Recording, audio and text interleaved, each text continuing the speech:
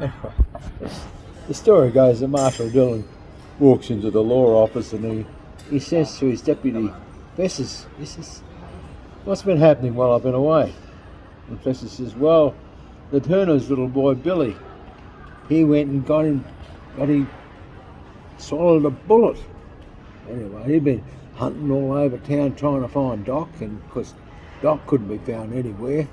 Anyway, he eventually came to see me for advice. Anyway, I said to Billy, I said, whatever you do, Billy, don't have a wank because you might shoot somebody. Anyway, Marshall says to Festus, well, little Billy must have got over his swallowing the bullet because I saw him outside. And matter of fact, I had words with him. He was wheeling one of those, those metal hoops at the outside of the wagon wheel with a stick in his rolling around the place. And I said to Billy, I said, one day, little Billy, you're going to wish that hoop, that ring's got to be a whole lot smaller, and that stick you got there was a whole lot fatter and bigger. Because speaking metaphorically, he didn't know what I was talking about, but yeah, it's one of the bitter lessons I've learned in life, having Miss Kitty as my girlfriend. So Matthew says, Festus, I gather you've been from the south.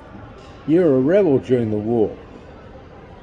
He said, oh yes, Mr. Dillon, I was, so you couldn't really avoid from being conscripted back in those times. And but anyway, I got shot within the first month, and in my weakened, wounded condition, I stumbled into this building. It turned out to be a boarding school for middle-aged teenagers, from 15 to 18 years of age. Anyway, they fixed up my wounds, and it turned out they were all sex maniacs. They kept me as a sex slave.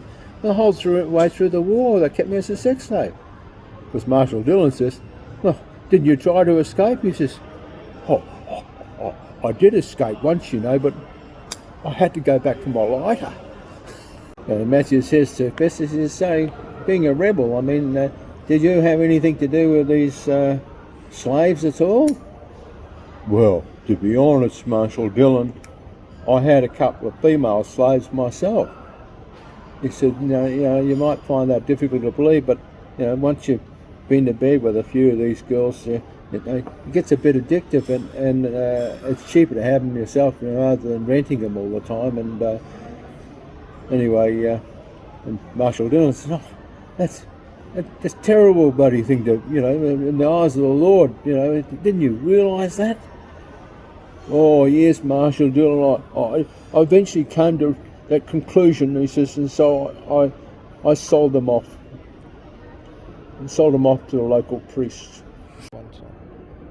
Anyway, Festus is talking to Marshall Dillon, and he says, Marshall Dillon, I was talking to my squaw, Imaho, and I was asking her about the feathers that Indians wear, and why they wear different feathers for different people, because I never really fully understood this.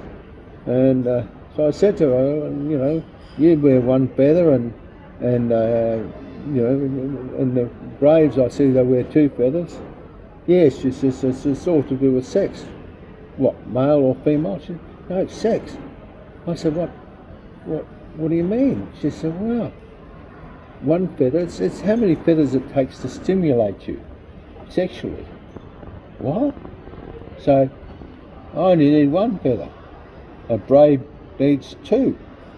She said, what about it, buddy? What about the chief? He's got like about 50 feathers. She said, well, he's 60 years of age. He's got 4 squaws. What the hell do you expect? Festus says, and he says, and I said to them, I said, I find this hard to believe. About this business about the feathers stimulating Indians. It doesn't seem to be anything like what I've read in books. She said, do you want the white man sanitized version, or do you want the real story? He said, well, look, your sister, little swallow. No, she wears 2 feathers in her hair. Yes, well, she's single, isn't she? Just got to keep the extra one for a spare in case the first one wears out.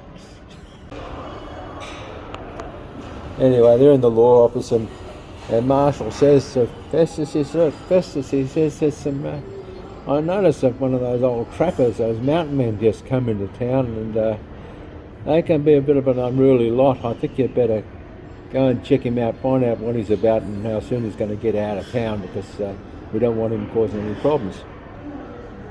Anyway, so Festus goes and finds this old mountain man, and he says, excuse me, sir, he says, I'm the deputy in this town, and he says, and I'm just wondering, what's your business in our town?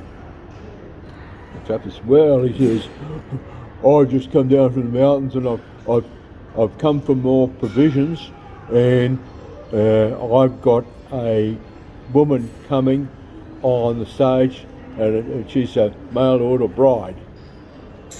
And Festus says to him, for God's sake, you lived all your life in the mountains, you've never had a woman before, you wouldn't know what to do with a woman, would you? Oh yes I would. He says, first thing I do, when I get to the cabin, I take all the chairs and tables and anything that can break and take it outside. What the hell do you want to do that for? He says, well, if having sex with a woman's anything like having sex with a bear, you really need lots of space.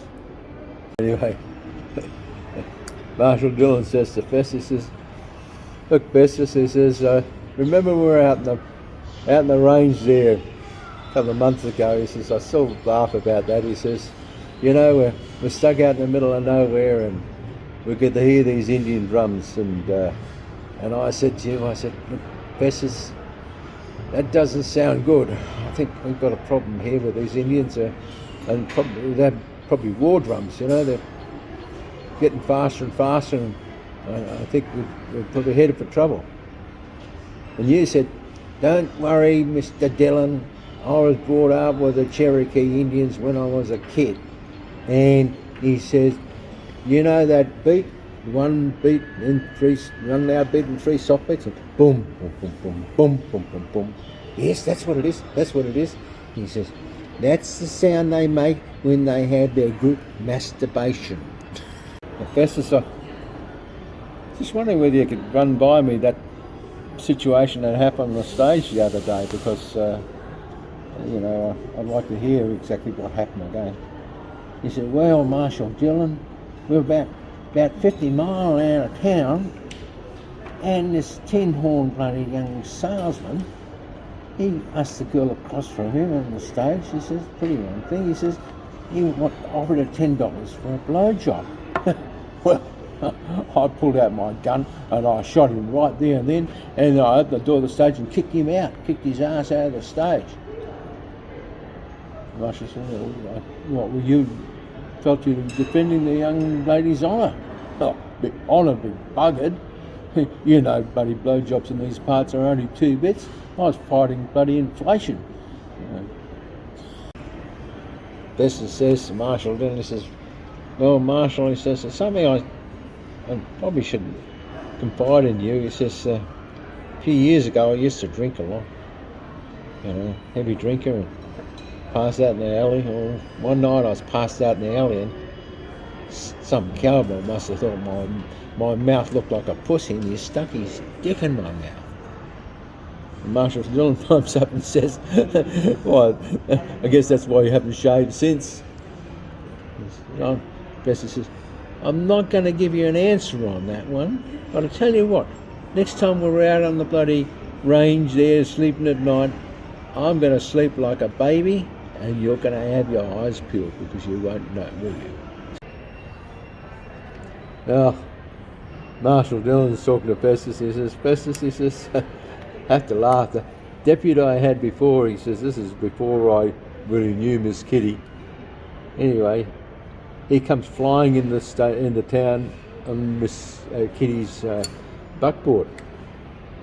I said to him, what's wrong with you? You know, you're all flustered and everything else. He said, well, strangest thing, Mr. Dillon. He says, Miss Kitty asked me to go for a picnic with her. Anyway, we go out whoop whoop, next to a stream and lay down there on a rug and, on the grass and, have a bit of food and drink and so forth. And next thing you know, Miss Kitty drops her pants, lifts up her dress, showing all her lady parts and everything else. And then she says to me, "Chester, go to town." He says, so here I am, but I'm not sure what to do now.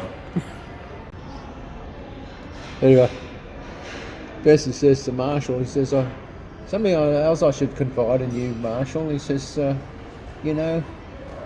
strangest thing, whenever I go and chop wood, I get an erection. Strangest thing. He says, well, how's that working out for you? Well, he says, not so good. He said, the other day I was at the back of the law office and I was chopping wood there, and next thing you know, of course, I got this bloody huge erection. Well, reasonable size anyway. And I had a dog in one hand, and axe in the other hand, and an erection there. And this Daisy from the dance hall, from the saloon, she comes by and she sees my predicament there. And she gives a big smile and she lifts her skirt and drops her pants. She says, "Quick, Bessus, put it in here." He says, it's only now that I realise that she didn't want the log or the axe.